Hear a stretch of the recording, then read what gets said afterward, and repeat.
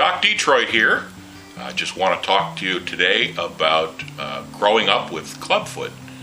I mentioned before that I was born with clubfoot and pigeon toe, and it was about early 70s. And in the early 70s, technology wasn't quite the same as it is today. In fact, the only things that they could do for it back then was surgical. I have had tibial derotations, I've had Achilles tendon releases, and a number of other surgeries to make me able to walk, which I was eventually able to do. Just to give you an idea about the technology from the early 70s, if you weren't around at the time, we were still dealing with rotary telephones, and computer systems took up an entire room. So just a little bit on a personal level about how it was for me to grow up with these problems. My mobility, as far as walking, wasn't very good until I was maybe 6 or 7 years old. And at that point, I was able to walk and get around and kind of run and do some sort of things like that. But I always seemed to be the last. I always seemed to feel that there was something wrong with me. There was always, I had this disability and no one else understood. So I was picked on, things like that. I'm not looking for sympathy. I'm just trying to express how I feel and how I grew up with this. I know I definitely felt not like an outcast, but as the kid that nobody wanted on their team. Children didn't understand the disability I had at the time, and that basically every step I took there was some discomfort and pain. So if we were playing baseball, I could hit the ball, but I couldn't run very well and was often picked on about it. I thought I was the only person in the world that had this particular problem. Thank goodness we now have the internet, and you can see a video like this or the hundreds of other ones, because we're not alone. 1 in 1,000 people have clubfoot. Half of those have bilateral clubfoot, which is, both legs, bilateral. As I was growing up, I did join Boy Scouts. I went camping. I did all that sort of thing. I was always the last person to get places, especially if we were walking. And I know that affected me. I always tried to be better. I tried to prove that I didn't have a disability. I tried to prove that if I did have a disability, I could completely overcome it all by myself and not outwardly show that I was having this problem. In my early teens, I realized that I had a knack for fixing things, taking things apart, mechanical things. In my mind, I think I was looking at my own physical problems as just that, a mechanical problem, and maybe I was trying to understand how I could fix it. There is no fixing it at this point particularly, but even back then. But I did find that I fit in with a group of people. The people that I would fit in with were also mechanical people. The gearheads.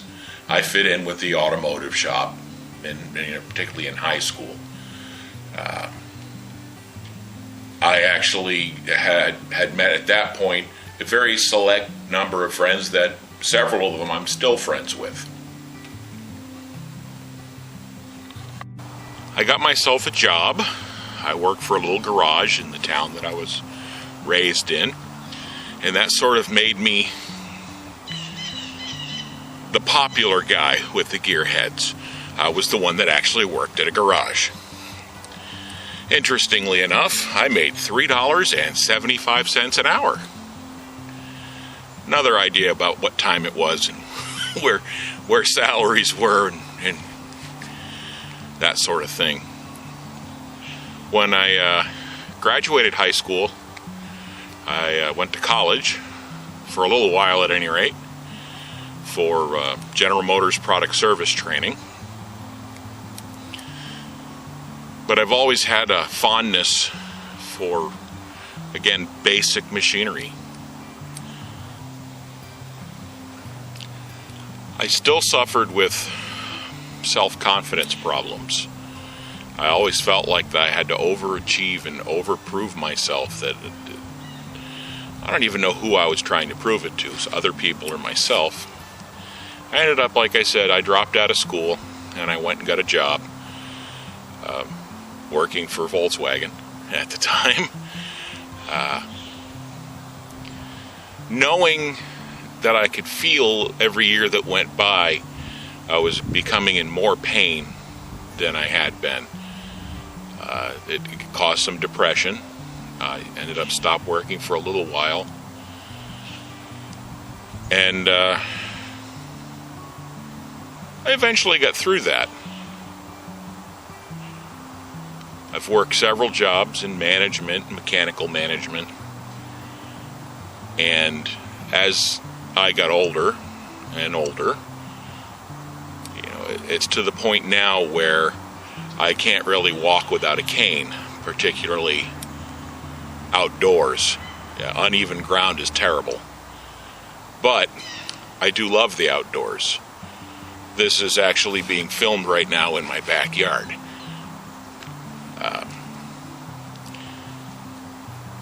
I've recently learned, like I said, hooray for the internet, that I'm not the only one that has done this, and I have felt so much better about myself because of it.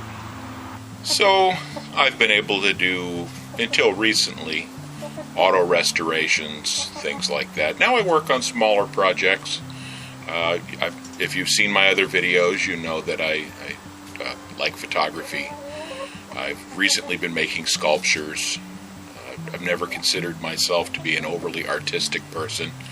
In fact, quite the opposite. I used to feel I couldn't draw a straight line with a ruler. And I still tinker with things. You'll see different videos, and that's what I hope my channel is going to be for, is to help other people with clubfoot and family members of people with clubfoot and friends of people with clubfoot, to help understand maybe where the sufferers, as they might be called, or the people with the handicap might be feeling, and to help them see that there is so much more they can do. I'm going to be posting more videos on how to do different things and different things that I can do, and maybe even just vlogging how I feel that day. I hope I get people to ask questions, because the only way we exchange information is if people ask questions, people comment, tell me about your experiences. I'd love to get together with other people with clubfoot. I think it could be a great collaboration. Feel free to, in the comments, ask any questions you'd like. If you'd like to see and talk more with me about it, please subscribe and like this video if you like this video. It's very helpful to me if you do that.